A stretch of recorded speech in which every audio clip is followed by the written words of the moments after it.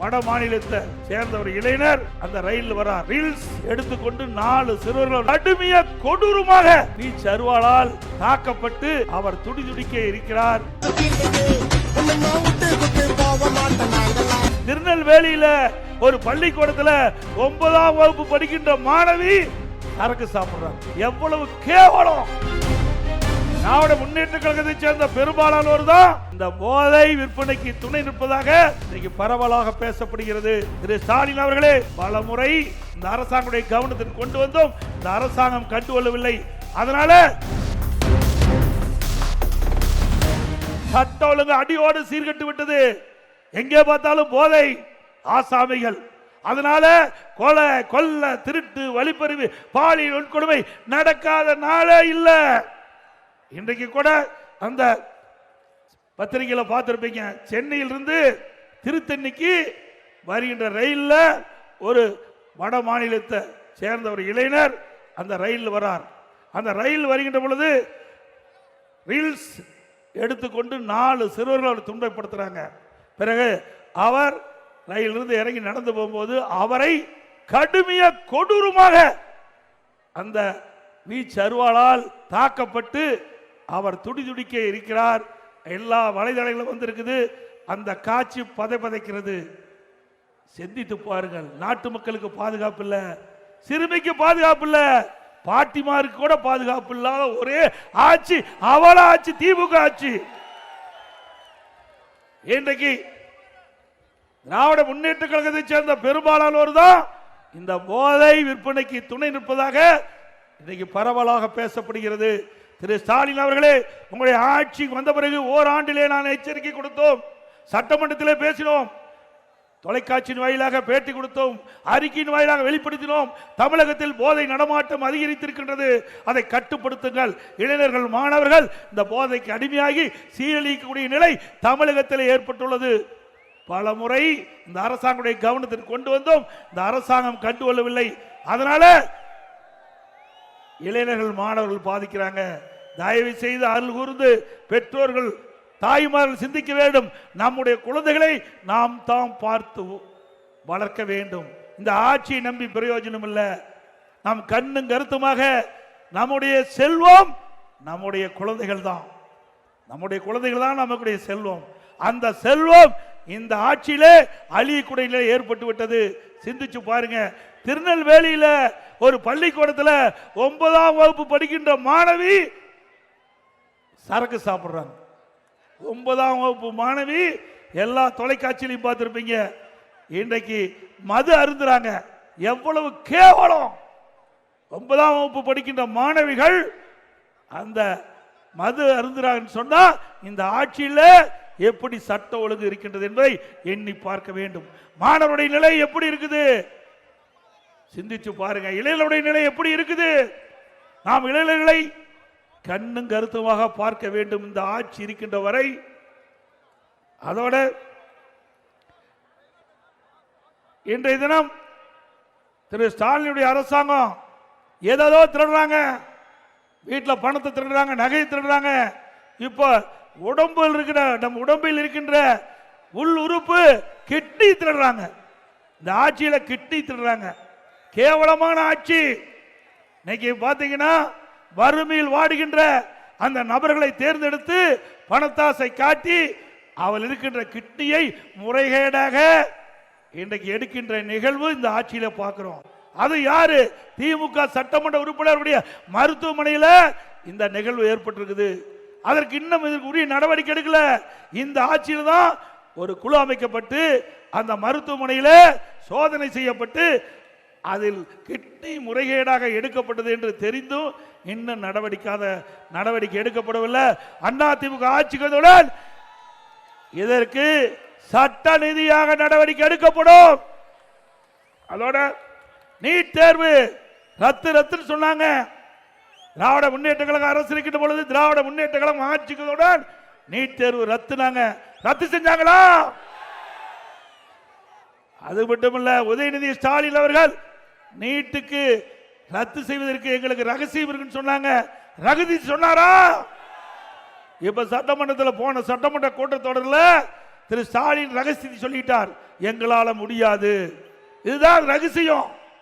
எங்களால நீட்டுக்கு விலக்களிக்க பெற்று தர முடியாது. நீதிமன்ற தீர்ப்புப்படிதான் இந்த நீட்டு தேர்வு நடந்துகிட்டு சொல்லிட்டார். அதைத்தான் நாங்களும் சொன்னோம், அதிமுகவும் அதுதானே சொல்லிச்சு. ஆனா மக்களை ஏமாற்றி, பெற்றோர்களை ஏமாற்றி, இளைஞர்களை ஏமாற்றி வாக்குகளை பெற்று ஆட்சிக்கு வந்த பிறகு அப்படியே அந்தர்பல்ட்டி அடித்து இப்பொழுது நீட் தேர்வுக்கு எங்களால் விதிவிலக்கு பெற்று தர முடியாது என்று செய்தியை இன்றைய முதலமைச்சர் ஸ்டாலின் அவர்கள் சட்டமன்றத்தில் தெரிவிக்கிறார். சிந்திச்சு பாருங்க. அது மட்டுமல்ல, இன்றைக்கு திராவிட முன்னேற்ற கழகம் 2021 சட்டமன்ற பொதுத் தேர்தலில் இன்றைய முதலமைச்சர் எதிர்க்கட்சி தலைவராக இருந்தார். அப்பொழுது 525 அறிவிப்புகளை வெளியிட்டார். 1-2 525 அறிவிப்புகள் வெளியிட்டார். அந்த அறிவிப்புகள் நாளில் ஒரு பங்கு கூட நிறைவேற்றவில்லை. நாளில் ஒரு பங்கு திட்டம் கூட, அந்த அறிவிப்பு கூட நிறைவேற்றப்படவில்லை. அத்தனையும் பச்சை பொய். திரு முதலமைச்சர் இருந்து அவள் சக அமைச்சர் வரை, திமுக நிர்வாகி வரை 95% அறிவிப்புகள் நிறைவேற்றப்பட்டது என்ற பச்சை பொய்ய இன்றைய முதலமைச்சர் சொல்லிக் கொண்டிருக்கிறார். திரு ஸ்டாலின் அவர்களே, இது கிராம சூழ்ந்த பகுதி, 100 நாள் வேலை திட்டம் உங்களுடைய தேர்தல் அறிக்கையில் 150 நாள் உயர்த்தப்படுறீங்க. உயர்த்தினாங்களா? இன்றைக்கு அதிமுக ஆட்சியில் இருந்தாலும் இல்லாவிட்டாலும் பிரதான எதிர்க்கட்சியாக இருந்தாலும் தொடர்ந்து மத்திய அரசை வலியுறுத்தியது. அந்த 100 நாள் வேலை திட்டத்தை 150 நாளாக உயர்த்த வேண்டும் என்று போராடினோம். தொடர்ந்து மத்திய அரசுக்கு அழுத்தம் கொடுத்தோம். நம்முடைய கோரிக்கை ஏற்று 100 நாள் வேலை திட்டத்தை 125 நாளாக மத்திய அரசு உயர்த்திருக்கிறது. அது பொறுத்துக் கொள்ள முடியாத திரு ஸ்டாலின் அவர்கள் இந்த திட்டம் ரத்து செய்யப்படும் என்ற ஒரு பொய்யான அவதூறு செய்தியை பரப்பி வருகிறார். திரு ஸ்டாலின் அவர்களே, உங்களால் அந்த 100 நாள் வேலை திட்டத்திற்கு பணிபுரிகின்றவர்களுக்கு 150 நாள் உயர்த்த முடியவில்லை. ஆனால் அதிமுக எதிர்க்கட்சியாக இருந்தாலும் நாங்கள் அதை நிறைவேற்றி காட்டினோம். இந்த 100 நாள் வேலை திட்டம் 125 நாளாக உயர்த்தப்பட்டிருக்கிறது. 100% இது தொடர்ந்து இந்த திட்டம் நிறைவேறும். அது மட்டுமல்ல, 125 நாட்கள் அதிமுக ஆட்சிக்கு வந்த பிறகு 150 நாளாக உயர்த்தப்படும். அதோட இன்னைக்கு உரிமை தொகை கொடுத்து விட்டோம் என்று எப்பொழுது பார்த்தாலும் முதலமைச்சர் பெருமையாக பேசுகிறார்.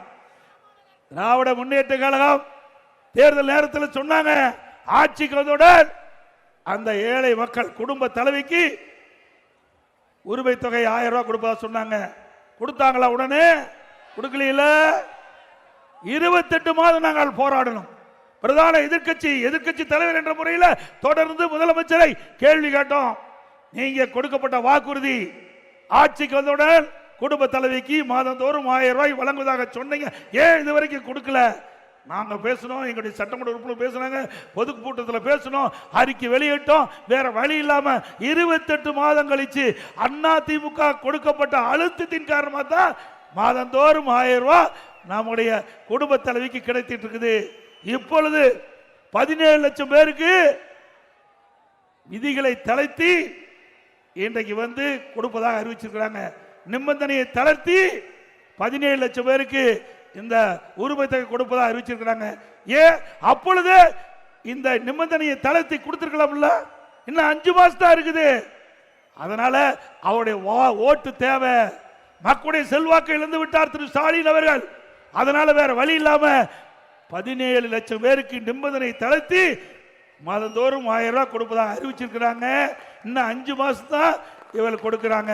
ஆனா அதிமுக ஆட்சி இருக்கின்ற பொழுது அப்பொழுது நாங்கள் தெரிவித்தோம், தேர்தல் அறிக்கையில குறிப்பிட்டோம், 2021 சட்டமன்ற தேர்தல் அறிக்கையில குறிப்பிட்டோம், அதிமுக சார்பா அதிமுக ஆட்சிக்கு வந்தா குடும்ப அந்த பெண்களுக்கு குடும்ப அட்டைக்கு மாதந்தோறும் 1500 ரூபாய் கொடுப்பா சொன்னோம். 2021 தெரிவித்தோம். ஆனால் கவர்ச்சிகரமா மக்களிடத்தில் பேசி மக்களை ஏமாற்றி வாக்குகளை பெற்று ஆட்சிக்கு வந்த பிறகு 28 மாசம் கழிச்சு தான் கொடுத்தாங்க. 17 லட்சம் பேருக்கு 55 மாசம் கழிச்சு தான் அந்த உரிமை தொகை வழங்கிய அரசாங்கம் திமுக அரசாங்கம்.